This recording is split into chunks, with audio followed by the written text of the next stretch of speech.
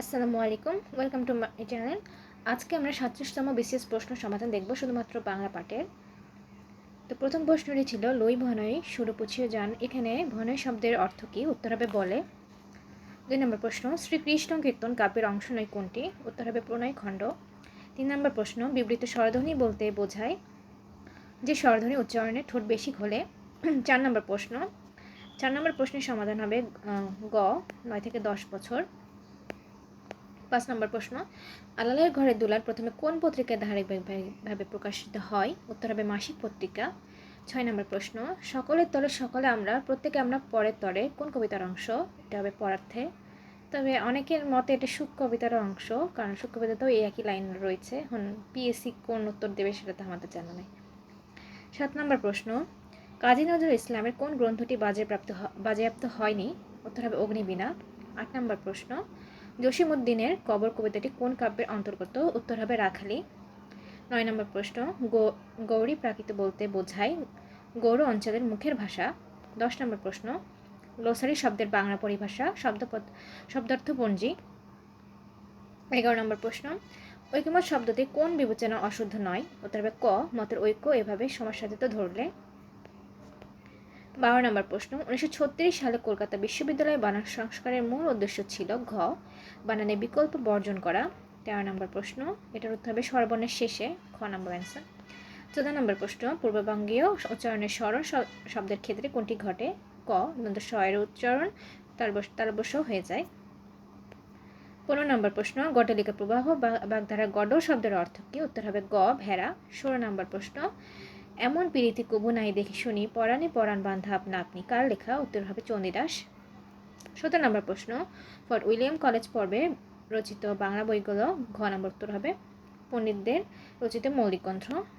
18 নম্বর প্রশ্ন, সাহিত্যের রূপ ও রীতির বিচারে কোন গ্রন্থটি ব্যতিক্রম? উত্তর হবে গ, শেষের কবিতা। 19 নম্বর প্রশ্ন, বিরাট গরু ছাগলের হাট ব্যানারে লেখা এই শিরোনামকে অপপ্রয়োগ বলা যায় না কেন? উত্তর হবে ক, বিরাট শব্দটি হাটকে বিশেষিত করেছে। 20 নম্বর প্রশ্ন, অজ শব্দের বিপরীত কোনটি? উত্তর হবে খ, বার্ধক্য। 21 নম্বর প্রশ্ন, ব্যাং শব্দটি অনিশ্বর দিয়ে লিখতে হবে কারণ? ক, ও এর হসন্ত উচ্চারণ অনিশ্বরের মতো হয় তাই।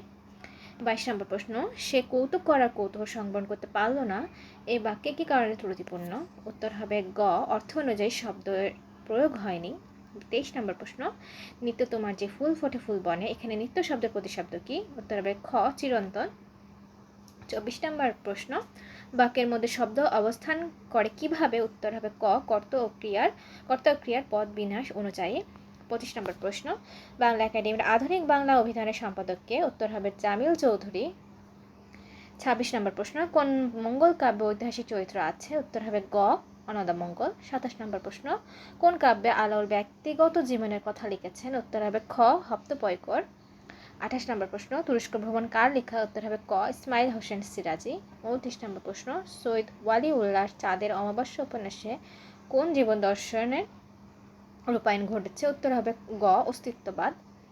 30 নম্বর প্রশ্ন, প্রভাত ফিরিয়ে মিছিল যাবে ছড়া ফুলের বন্যা, বিষাদ গীতি গাইছে পথে তিতুমিরের কন্যা, কার লেখা? উত্তর হবে খ, আল মাহমুদ। 31 নম্বর প্রশ্ন, হরফের ছড়া কার লেখা বর্ণ শিক্ষার বই? উত্তর হবে গ, ফররুখ আহমেদ। 32 নম্বর প্রশ্ন, রক্তকরবী নাটকের অন্তর্গত বিষয় কি? উত্তর হবে ঘ, পুঁজিবাদী নেতিবাচক প্রভাব দেখানো। 33 নম্বর প্রশ্ন, মীর মশাররফ হোসেন সম্পর্কে কোন তথ্যটি যথার্থ নয়? উত্তর হবে ঘ, বিবি কুলসুম তার প্রথম স্ত্রী। 34 নম্বর প্রশ্ন, জীবনানন্দ দাশের মৃত্যুর পর কোন কাব্যগ্রন্থটি প্রকাশিত হয়? উত্তর হবে রূপসী বাংলা। 35 নম্বর প্রশ্ন, তুমি অধম তাই বলে আমি উত্তম হইব না কেন? কোন উপন্যাসে আছে? ক, বঙ্কিমচন্দ্রের কপালকুণ্ডলা। সর্বশেষে বলতে চাই, কেউ ভুল ত্রুটির ঊর্ধ্বে নাই। প্রশ্নের উত্তরে কোনো ভুল ত্রুটি হয়ে থাকলে অবশ্যই ক্ষমা মার্জনীয়। আজকে আমি তো এইটুকুই। ভিডিওটি ভালো লাগলে সবাই লাইক কমেন্ট শেয়ার সাবস্ক্রাইব করে পাশে থাকবেন। আল্লাহ হাফিজ।